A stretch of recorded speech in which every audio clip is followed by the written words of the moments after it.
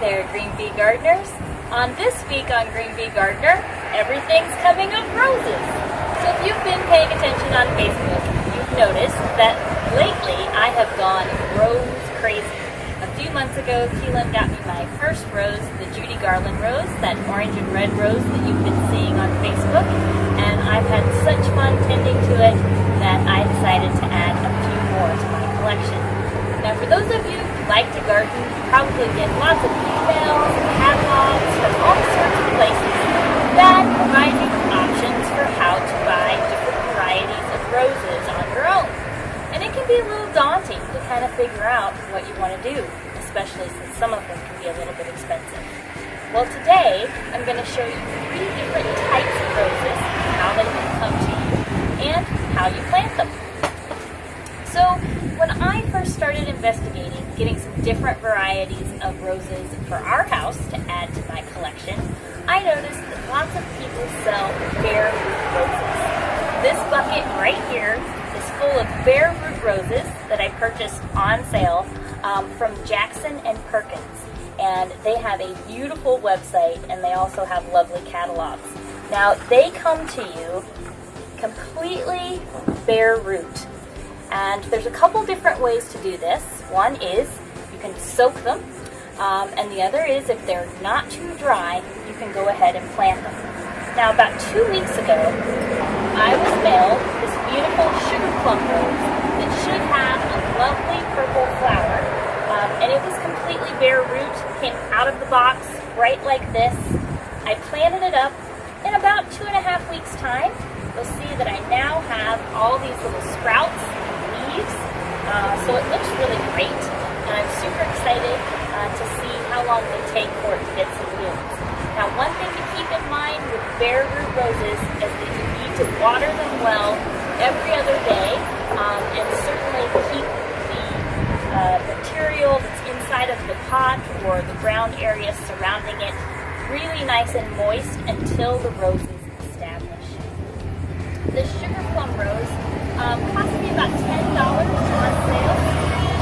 The end of the spring is a great time to purchase bare root roses on sale. Heirloomroses.com, Jackson and Perkins, Brex, all sorts of people carry roses and have sales at the end of the season. So, besides just purchasing bare root, if you're lucky enough to have a nice nursery nearby. Now, this lovely rose is Princess Charlene Monaco, and you'll see she has lovely flowers. Now, the great thing about purchasing a rose like this that's in a gallon pot is that you get instant gratification. All you'll have to do is pot this up and begin pruning her, and you'll have roses to enjoy. And there's nothing that's better than smelling a rose that you've grown yourself. Beautiful. Now, if you've been paying attention on Facebook, you know that my second favorite rose is my hybrid tea rose that I purchased in Tennessee. It's also behind me. It's recently bloomed, so it's been pruned, and it'll be ready to be planted as well. Now, for these bare root roses, lots of the different books and websites and even other YouTube gardeners say that it's a good idea to keep these in a bucket of water with some nutrients for about a week. I actually did it for a little longer than that, almost 2 weeks, and I'm kind of glad I did, because if you look real close, you'll see that I've got lots of healthy sprouts and lots of nice damp roots that should take really well to the soil. Once you've got these planted up, the next thing you'll need to do is get your roses on a feeding program. I like to use fertilizer that you can add right to the soil. I'm not particular to any brand. I've purchased 2 different ones here.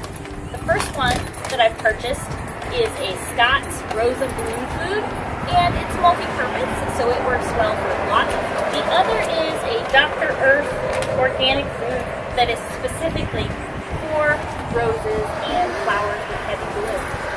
So be sure to read the directions on these and feed your roses regularly for lots. So the next and very important thing is to feed your rose regularly. If you want lots of blooms, and of course if you want it to rebloom on a regular basis after pruning, rose food is the way to go. Most of the rose foods on the market are pellets. You can add them right to the fertilizer as you're watering, once a month or once every other week, depending on the size of rose that you have. Also, don't forget that there's lots of different varieties. So I've tried Scott's. The next go around, I'm going to try Dr. Earth. So we'll see which one we prefer. Either way, they work the same way. Just sprinkle them in the soil as you water, and you should be good to go.